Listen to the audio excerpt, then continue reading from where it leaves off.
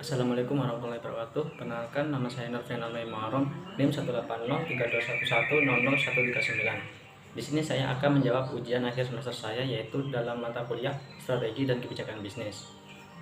Baik, yang pertama yaitu 6 tahapan dalam konsep strategi kebijakan bisnis. Yang pertama, mengembangkan visi strategis.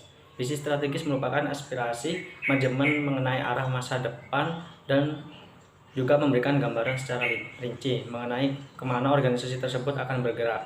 Visi ini sendiri menerapkan tujuan perusahaan dalam waktu jangka panjang dan membentuk identitas organisasi tersebut. Yang kedua yaitu menetapkan tujuan strategis. Maksud dari penetapan tujuan di sini adalah untuk mengkonversi pertanyaan visi dan misi menjadi target kinerja yang spesifik. Setiap unit dalam satu organisasi memerlukan target yang konkret di mana kinerja dan kontribusi mereka dapat diukur terhadap pencapaian tujuan organisasi. Dan yang ketiga, merumuskan strategi bisnis. Langkah yang perlu dilakukan suatu organisasi dalam merumuskan strategi adalah: satu, mengidentifikasi lingkungan yang akan dimasuki dan menentukan misi perusahaan untuk mencapai visi yang telah dibuat.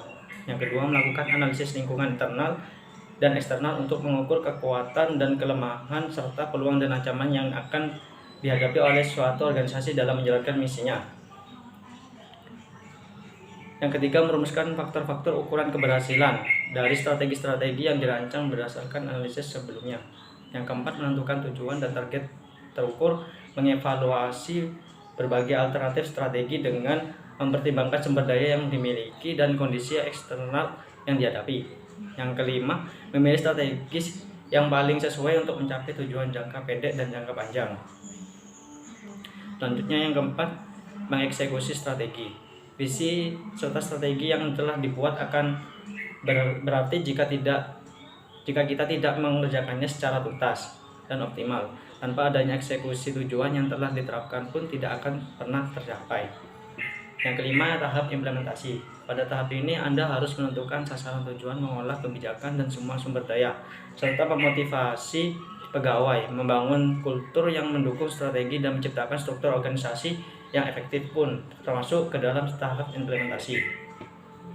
Dan yang terakhir, mengevaluasi strategi bisnis. Proses pelaksanaan strategi harus dievaluasi secara reguler. Dalam fase evaluasi ini dapat dilihat apakah segalanya sudah berjalan dengan baik atau belum. Pada tahap evaluasi ini, kita dapat melihatnya dengan menggunakan bantuan dari software bisnis yang telah banyak tersedia, seperti salah satunya adalah Acumatica Cloud ERP. Dan selanjutnya, strategi pada perusahaan nasional di PT Telkom Indonesia.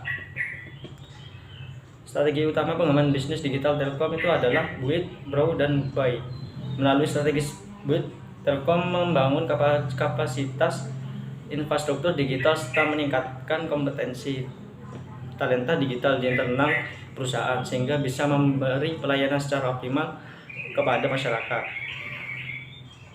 Strategi grow diterapkan Telkom melalui kemitraan strategis yang terus dilakukan perusahaan dengan berbagai perusahaan teknologi besar skala domestik dan global. Salah satu contoh penerapan strategis ini adalah adanya kesepahaman untuk kerjasama antara Telkom dengan Microsoft Indonesia.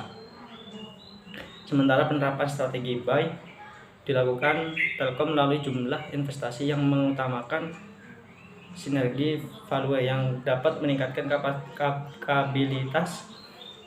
kapabilitas digital Telkom Group. Sebagai contoh, saat ini Telkom telah meluncurkan investasi untuk perusahaan digital skala besar maupun rintisan atau startup dari Indonesia dan luar negeri. Dan selanjutnya, strategi perusahaan internasional pada Toyota. Perusahaan Toyota Motor Corporation atau yang lebih dikenal dengan Toyota adalah sebuah perusahaan otomotif yang didirikan oleh Kiichiro Toyoda yang berasal dari Jepang. Toyoda juga merupakan nama pertama dari Toyota sebelum berganti nama. Toyota pertama kali didirikan pada September 1933 sebagai divisi mobil pabrik tenun otomatis Toyota. Divisi mobil perusahaan tersebut kemudian dipisahkan pada 27 Agustus 1937 untuk menciptakan Toyota Motor Corporation seperti saat ini. Toyota merupakan pabrik mobil terbesar di dunia dengan produksi 8 juta unit mobil setiap tahunnya.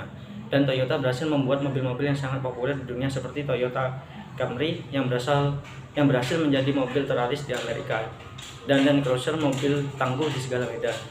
Strategi kesuksesan Toyota dalam produksi mobilnya adalah Toyota selalu menampilkan inovasi terbaru dalam setiap produknya yang sedang tren atau dibutuhkan pasar. Contohnya, Toyota memproduksi Land Cruiser, mobil station wagon 4 bed drive paling sukses di dunia. Mobil ini sudah didesain berbagai jenis seperti hardtop, lux, dan station wagon.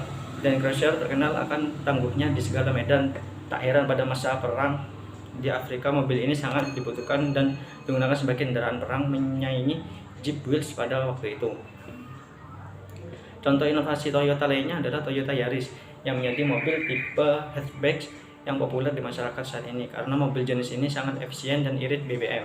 Target utama Toyota dalam memasarkan Yaris ini adalah kalangan anak muda dan eksekutif muda yang membutuhkan mobil irit, efisien, bertenaga, dan mempunyai bentuk yang mudah untuk dimodifikasi.